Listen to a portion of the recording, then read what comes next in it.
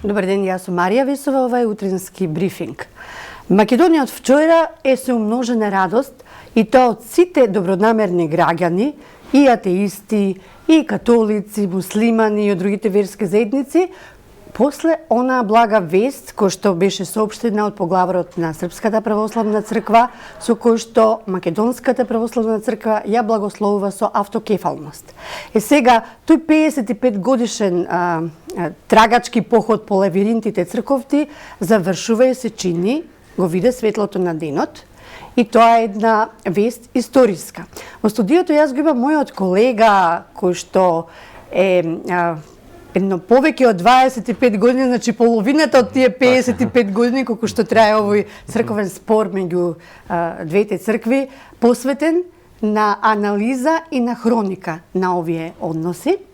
Бранко Ѓорѓевски ќе разговараме 20 минути на оваа тема, ама откако претходно како вовед ќе вклучиме едно тонско парче, до нашата редакција вчера пристигна тонски парчиња од самиот чин на прогласување автокефалност и тоа од граѓани кои што посакаат токму нивните видеоинсерти да се најдат кај нас, и некои имавме наша екипа од Слободен печат испратена и рековме ајде тоа ќе им го доволиме на граѓаните. Ве молам режија. Македонске православне цркве архиепископије Охридске, те Сабор наше цркве благословија и одобрава, прихвата и признае автокефалност.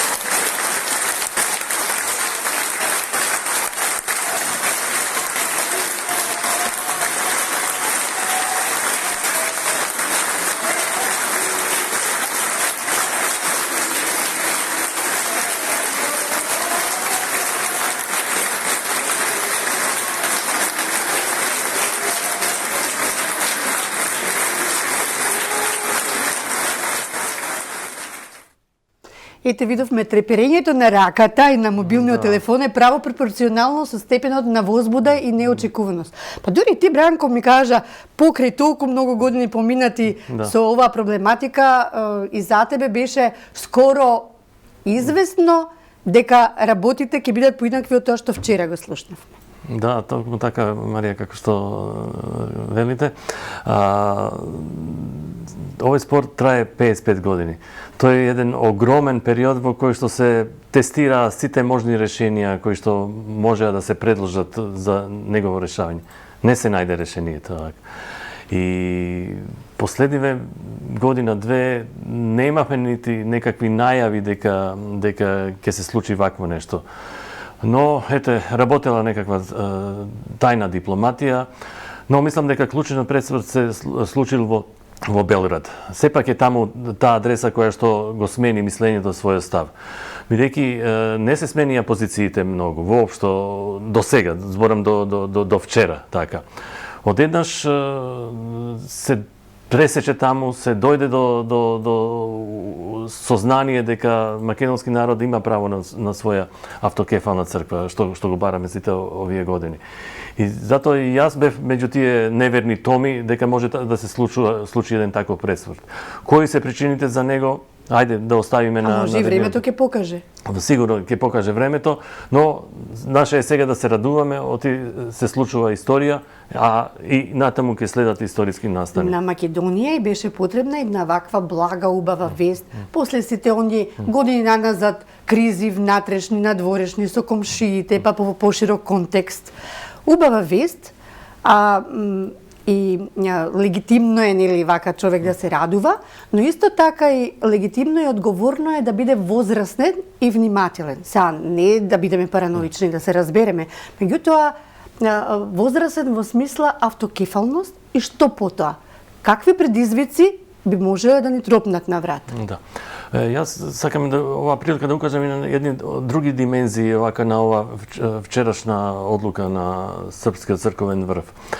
Знаете, многу често ние верски новинари зборуваме за империјални юрисдикции. И тоа се оние юрисдикции кои што ги имаат во православието се уште Руската и Српската православна црква како резултат на распадот на поранешниот Советски сојуз, на распадот на поранешна Југославија. Тие многу грижливо ги бранеа тие своји империјални юрисдикции. Овде во случај на Македонија имате прво Се остапување. случи преседан, точно. Да, имате така. прво остапување од таква една империјална юрисдикција на Српската православна црква, а знаеме дека таквите юрисдикции се мотивирани со таа недоверба во тоа дека тие држави што настанале со распадот на Југославија, односно со распадот на Советскиот сојуз, воопшто и ќе опстанат како држави од наредните 100 години, бидејќи црквите нели гледат со векови и напред, не гледат 2 години напред. Сакате со тоа, Бранко, да кажете дека до сега се сомнева во Српската православна црква, дека ќе не биде како држава? Да, и ovo je затоа не си истовремено го трошеа моабитот? Апсолутно. И ovo е една порака дека Српската православна црква, односно Србија како држава, конечно е убедена дека Македонија ќе опстане како држава, дека е потребна на овој регион и дека од нивна страна барем завршуваат оние сценарија што на пример беа активирани пред 20 години со создавање на православна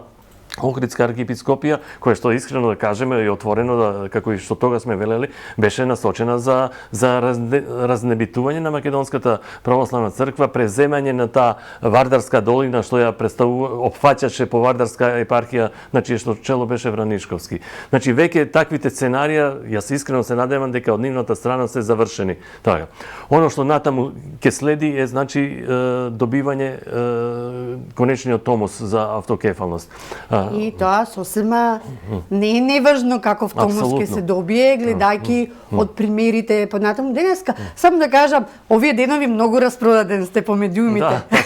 Како една добра филмска кинопроекција, човек не може да фати место да ви дојде, па еве ви слушав, бевте во едно радио и таа тема ја загатнавте за тоа каква е содржината, не е неважно каква ќе биде совршината на томасот што ќе го добиеме, како со примерот со украинската црква. Тачно. Само уште да додадам на претходното прашање, ово е победа на македонскиот народ. Знаете, тоа е оној клучен фактор што мислам дека изврши пресврт и во црковен Белград. Кога тие видеа дека после 20 години не може да ја скршат желбата на народот за самостојна автокефална црква, тогаш мислам дека тоа беше решавачко, дека народот беше оној клучен фактор кој што никогаш не остапи од својата црква, колку и да таа беше негирана, нарекуване дека е црвена црква, коминтерновска творба, секогаш стоеше зад неа. Но и фрустриран си ве овие 55 години генерацијски. Да.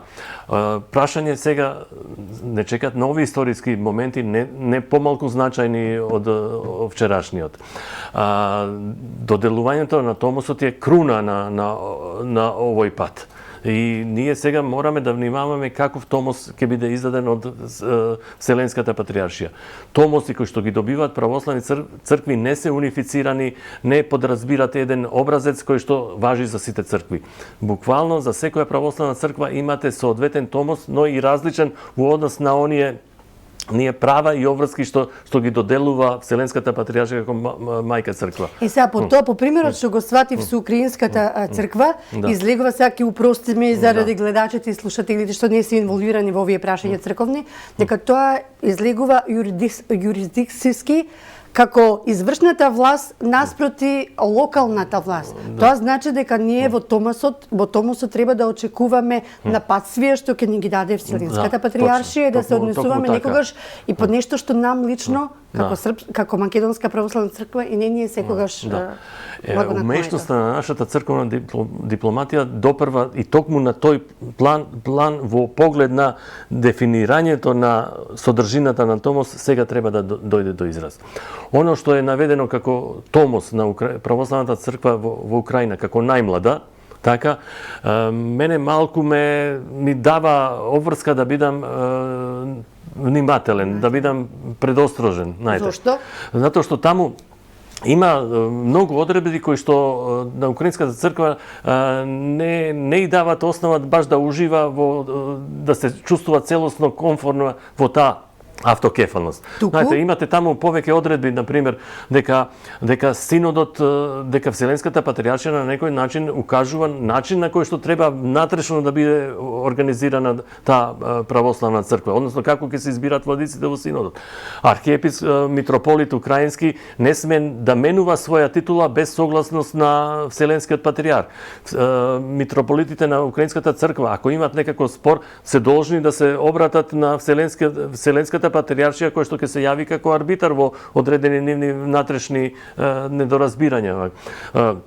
Потоа, свето миро, односно масло кое што се користи во крштевките, се добива од Вселенската патриаршија, што не е толку спорно, бидејќи и други православни цркви кои што се на ранг на архиепископија добиваат од Вселенска патриаршија. Но, оно што е најзагрижувачко е прашање како ќе се регулират епархиите во диаспората. Таму е децидно наведено дека Украинската православна црква нема право да формира нови, нити да назначува митрополити во епархии надвор, туку тоа е грижа на Вселенската патриаршија. Знаете, сега како и да завршам уште со врските што се ставени, таму Вселенската патриаршија има свој екзархат во Украина и фактички како одредена екс-територија во одреден манастир, така. Ја очекувам дека таквото барање ќе биде испорачано и однос на нас. За нас посебно ќе биде значајно прашањето на юрисдикцијата врз епархиите надвор. Искрено се надевам дека Вселенската патриаршија, знаејќи го расположението на нашите верници во Австралија, Америка, Канада, дека нема да побара да има непосредна власт врз нив, бидејќи тоа сигурно ќе создаде конфликти и отпори у тој поглед. Украинскиот пример е она помалку посакувана реално што ние или сакаме да ни се случи кај нас дома. Меѓутоа сигурно имаме и добри практики со другите цркви, односно како е кај нив уредено според Томас? Тоа е малку отворено прашање во православието и јас се надевам дека во нашиот Томос тоа ќе биде избегнато децидно назначување, дека Вселенската патриаршија е главна во епархиите надвор од матичната црква. Факт е дека имате една хетерогени решенија. Имате во еден град, например, 10 православни владици, што не е својствено и не е канонски. Не можете во еден град треба да има еден владика кој што е надлежен за тој град. Така, нели согласно. Тоа не е примерот кај нас. Не, овде не, ама во Австралија имате и во Јужна Америка имате 10 православни владици во еден голем град. Значи, има потреба да се регулира тоа прашање. Тоа прашање може да се реши ако постои добра волја меѓу православните цркви. И се надевам дека ќе работат на тоа, али факт е и тоа дека Вселенската патриаршија сака зајакнување на своите ингеренции. Така, сепак сака да има таму влијанија и смета дека оно што е надвор од православните цркви треба да ја припаѓа незе како Вселенска патриаршија. Многу ќе биде важно и ова прашањето како ќе оди со принципот на консензус. Вчера беше кажано дека со оваа одлука на Српската православна црква ќе бидат информирани сите православни цркви. Факт е Српскиот патриарх не го кажа зборот Вселенска патриаршија, меѓутоа кажа дека ќе бидат информирани сите православни цркви согласно на канонски постапки и канонски процедури. Тоа подразбира дека и Вселенската патриаршија ќе биде запознаена и таа ќе постапи од своја надлежност. Бугарската црква синоќ ја слушнавме дека е се уште воздржана и нормално е, нели, треба да почека да помине време и така. Меѓутоа, мислите дека таа ќе се дрзне, ќе се дозволи и ова да го свати како уште една нова провокација од македонската страна што доаѓа или не?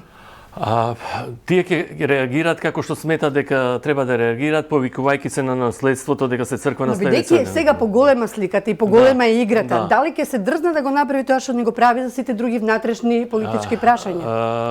Веројатно dobro ќе размислат. Они има таа шанса да не признаат како црква, меѓутоа стапија така. Сигурно дека сега кога ќе мислам дека Не знам дали беше тоа добро решение да им отидеме ние да не признаат и така, така што тоа е како еден лошо поминат ден. Преседан ќе настанеше во православието што немаше да ни служи за честа. Така. Но они ќе водат сметка и за општо православно расположение. Нашиот црковен со оваквиот став од вчера, ваквата подготвеност на Српската православна црква, ја не гледам која православна црква би можела да се спротистави. Така. Ние како црква имавме буквално најдобри основи за да не се признае автокефалност, бидејќи да поседам само чиновите, тоа како што се нарекува апостолско преемство на нашите владици никогаш не беше спорно. Нивните чинови ден денеска се признаени од православните цркви, но нашиот статус беше неуреден, бевме надвор од православието, но чиновите никогаш не беа тоа. Франко, еднаш ми рековте, преспанскиот договор е тој што го одмотка клопчето. Зошто така мислите? Па факт е дека во коренот на нашиот проблем зошто 55 години не можевме да добиеме предлог за автокефалност е тоа оспорување на македонскиот идентитет. Так. Блокот на грчките православни цркви посебно инсистираше да не можеме никако да користиме име македонска или деривати од името зборот Македонија. Промената на името, таа голема жртва што сме ја направиле, помогна. Мислам, и тоа треба да се цени. Особено, помогна и тоа... Иако боли. Да, многу боли, многу. Навистина, јас ги разбирам сите реакции на луѓето дека кои што поставуваат прашање какво сега име ќе добиеме, како ќе се нарекуваме, дали ќе го загубиме името Македонска православна црква. Јас сакам да и верувам на нашите владици кои што викаат дека терминот Македонска православна црква ќе остане во употреба од страна на оние цркви кои што не прифаќаат како такви. Еве видовме српскиот патријарх, Српската православна црква нема против такво име. Не очекувам дека и романската православна црква, албанската, тоа. Така да се најде таа една солуција, тоа е она двојна формула која што блокот на грчките православни цркви ќе не нарекува како Охридска архиепископија, со која што треба сепак да се гордееме, бидејќи фактички ние се признаваме како црква која што е наследник, која што свој корен има во Охридска архиепископија, односно во црквата на Јустинијана Прима. А тоа не е мала работа, верувајте во православието. Вие дека добиете наследството на Свети Климент Охридски. Не мала работа, до сега бивме во чекална 55 години. Да, се најде тоа решение, многу боли, но ајде да веруваме дека ќе биде коректно испочитувано од сите страни, така, во секој поглед. Кажете, мислите дека ова што сега се случи, вчерашниот ден, е една поврзаност на црковната дипломатија со надворешната наша дипломатија, официјална, дел од една голема слика, се разбира дека е дел од поголема слика што допрева ќе ја дознаеме, може нема да ја дознаеме. Меѓутоа, нели мислите дека тука има замешано малку прсти и калишта?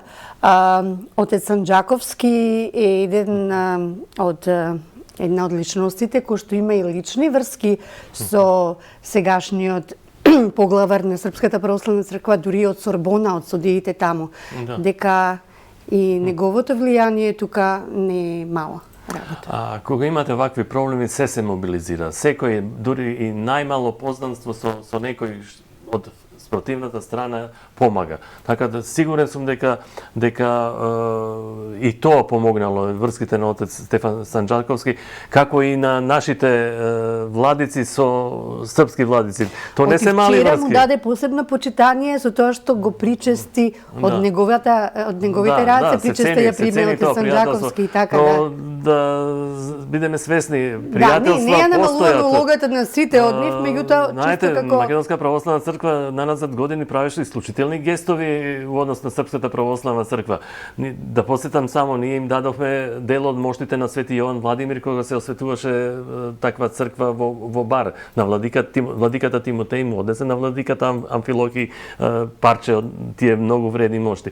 Ние дозволивме да се одржи чествување на Зебрњак, на успомен на битката, која што после која Македонија не беше баш срекна и македонскиот народ не доживеа своја национална сатисфакција и слобода. Сепак дојде друг некој кој што не однародуваше. Дадовме дозвола и за чествување на кај Макчалан. Знаете, се тоа настани кои што во наша историја не се баш во убаво сеќавање, бидејќи после Добри тоа гестови. настанале периоди на негирање, денационализација, однародување, па нели црковно не сме можеле да се изразуваме со, но сме дозволиле, сме правеле добри гестови. Пријателства со секаде имаме, но бариера беше таа цврстиот став дека се чува тие империјални юрисдикции, дека еден ден може да се случи Македонија да се разбуди некако една држава, туку како држава во распад, што никој не го посакува, но еве, како што реков на почеток, таквите сценарија веројатно се сега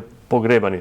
Ова ќе значи дополнително напредување на српско-македонските односи, Да. или надвор од црквата. И некој вчера прокоментира, па добро, сето тоа е на вистина преубава блага вест, меѓутоа очекувавме некако можеби на мала врата да слушнеме едно извинување за тоа што овие 5,5 децении не е ускратено едно покајување, меѓутоа во христијанството, во Евангелиото велат по делата се познава човек, некогаш делата се или многу побитни од тоа што претходело. Сега, можеби тие тоа покајување или извинување го чуваат на крај како јаготка на шлагот. Нека биде Прохор Пчински таа јаготка за шлагот што ја посекуваат и македонските граѓани сите овде. Интересно е тој аспект да се спомне кој било право, кој било криво, нели, обично и тоа. Сега е тоа одбегнато е така. Во Белград српскиот патријарх употреби термин дека сите грешевме. Значи ја призна и нивната, но и нашата. Факт е дека ние сме прекршиле канон во 1967 година како резултат на српското премислување која што имаше обврска да не воведе во редот на православните цркви. Таква обврска постоеше од 59-та. Факт е дека имало и разногласија и во синодот сиве овие децении. Да, тие се премислија тогаш и ние тргнавме во кршење на канонот и излегување од редот, нели, тие не прогласија за расколници, шизматици и се случи што се случи. Сега се помирихме, ние на некој начин ние требаше први да признаеме дека сме направиле греф, прекршок. Бугарската црква кога доби автокефалност прво мораше да потпише акт со која што таа се покајува за оно што го сторила, самоволно прогласување на автокефалноста. Ние поминавме без тоа. Тој збор покајување грешка. Тој технички документ што допрва треба двете страни да ги уредат, веројатно. Добро, ама тоа мислам дека е во однос на другите православни цркви и на Вселенска патријаршија. Ма ајде да не прејудицираме тоа. Но значи се одбегна тоа кој бил во право, кој бил во криво, што мислам дека е добро, така. А сега останува да се унапредуваат тие односи. И факт е дека треба да се унапредува секаде таму кај што чувствувавме дека има проблем. Еден голем проблем е чествувањето на 2 август во манастирот Свети Прохор Пчински. Знаеме добро, тоа е место кај што се ударени темели на македонската државност. Таму чествувавме се до распадот на Југославија, јакнење на национализмот, до она грдо и насилно исфрлање на сите реликви врзани со првото заседание на АСНОМ од страна на радикалите на Шешелј и да не се спомнуваме сето тоа. Сега е вистинско време, вистински период кај што треба да уследат подобрување на односите. Зошто местото кај што Македонија треба да го чествува 2 август е токму во манастир Прохор Пчински. Оно што беше направено у Пелинце беше изнудено како решение, што нели ќе си остане како објект што ќе користиме. Но во Прохор Пчински треба да се најде место, начин на кој што се одбележува, на кој што ќе се одбележува АСНОМ. Српската православна црква е сопственик на тој објект и таа треба да даде дозвола откако двете држави ќе се договорат каква форма би можело таму да има, заедно нормално и со Српската православна црква. И со тоа да се одбегнат оние срамни понижувања кои што сме ги имале во минатото, кога нашите претседатели на собранието цвеќе полага на некаква ограда далеко од манастирот или пред некаква спомен чешма на некаков српски војвода, која што таа прилика беше прекриена со некако бел чаршав, за да не се види чиј споменик уствари тоа. Така да, ако има добра волја, се ќе се направи, јас се надевам дека ќе има. Во секој случај, овие забелешки или навраќања на историјата не ја намалуваат големината на убавата вест што имаме овие 2 дена и со кој што така ни дава за право да се радуваме дека едноставно ова ќе биде една добра порака и за Европа, од кое што ни зависат многу работи и тоа што го очекуваме во јуни месец. И добро е што опозицијата и власта за ова прашање покажа единство, ги закопаа секирите. Што е многу добра порака и од регионот, и за кон надвор, и за кај нас внатре. Благодарам, Бранко, што бевте гостин во утрински брифинг.